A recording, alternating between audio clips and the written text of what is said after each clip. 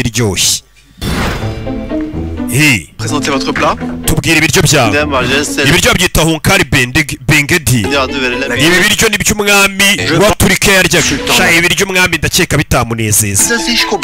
Mu myaka ya kera ibiryo nibwo bari bakibivumbura. No bajyaga bafata ibintu nk'ibi bakavanga kana kariya bari kugenda bose basobanurira abacamanza ibyo bavanze. Combinaison n'est pas adéquate. Sha bino bintu wavanze ntago bihura. C'est une roulade de dinde. Ibiryo muri Turkiya birayoboye. L'épouse du roi Louis. Umwami Marie Antoinette ubwo yari umugeni wa Louis XVI yamugaburiye ibi biryo. Ibiryo ngo by'ibifaransa umwe ari kugenda asobanura ibyo. Mais ibiryo biraryoshye ubiriye ariko poitrine de bœuf. uri kumva ko ino nyama hari akantu kaburamo, hari ingredients ziburamo. La participante qui n'est le règlement. Umukobwa wisha amategeko y'umukino nawe reka twumva ibiryo watetse.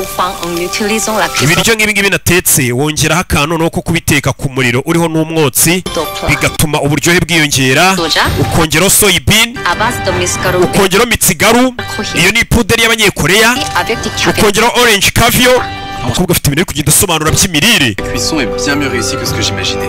Ibiryo birasa neza kurusha uko twabitekerezaga. Iyi tekinike nakoresheje niyo mu bwami igihugu cyacu cya Korea, buriya Korea kera bayitaga ngo ni Joseon Dynasty. Bwari ubwami nyine bwitwaga ngo ni Joseon. Ati ibu buryo natetsemo zino nyama ni uburyo Korea ya kera nko mu myaka 600 500 ishize niko batekaga. Niko batekaga.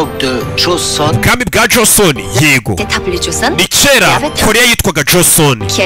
Iyobowe n'umunyagitugu ariko wari umuhanga cyane mu kumenya ibijyanye n'imirire. Ni amagambo umukobwa ari gusobanura. Ngicyo gihe Korea iyobowe n'umunyagitugu ngarika akaba umuhanga mu kumenya ibijyanye n'imirire. Buriya hari abantu bazi kumenya ibijyanye n'inzoga n'amawayini n'ikibaza n'umuntu akanywa wayini akamenya ko ari irenze n'izitarenze. Haba n'abazi kumva ibiryo rero apana abantu twese dupfa kurya ibyo tubonye cyangwa se ibiheye. Uwo mwami rero iyi steak niyo yakundaga cyane. Twamusomye mu bitabo twaramwiza. Abajaji baza kuryaho. Barariye birabarenga. Abandi bashefu barareba bano batetsi ngo babita abashefu ntago nari imbizi. Muri umuntu rero najya kwita ngo chef ujye umenya ko kwita umutetsi kandi uri boss. La cuisson au foin. Une cuisson complète. Barariye birabarenga wa mwana wafanze tekinike zihambaye. Iyi nyama rwose iratunganye irarenze.